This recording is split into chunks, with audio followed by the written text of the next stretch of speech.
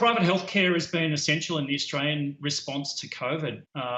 It's provided significant surge capacity for the public system in Australia, and consistently Australia's mixed public and private healthcare system is rated in the top 3 health systems in the world.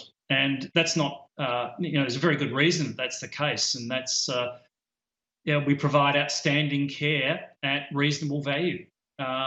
And going forward, we are looking at more government reform, and we're also looking, as I said, at our own costs, and we're looking to provide private healthcare at a more affordable price for consumers. But you've got to understand that in Australia, 13.5 million people, so essentially half the population, have private healthcare. They value it, and we can see that through our own Net Promoter Scores. Our customers are currently rating the product and services that we offer at an all-time high. But there are cost pressures. Australia, like much of the world, has got an ageing population, and one that's claiming more around things like mental health, which do put some pressures on the underlying costs of healthcare.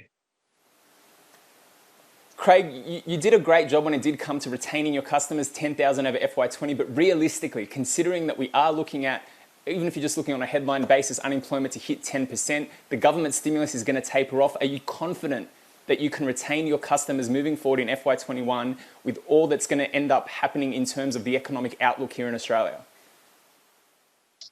Well, you don't want to be too brave in this environment, putting too much in the way of outlook comments out there. But what I can tell you is in the first 5 weeks, we've had an additional 21,000 policyholders join us.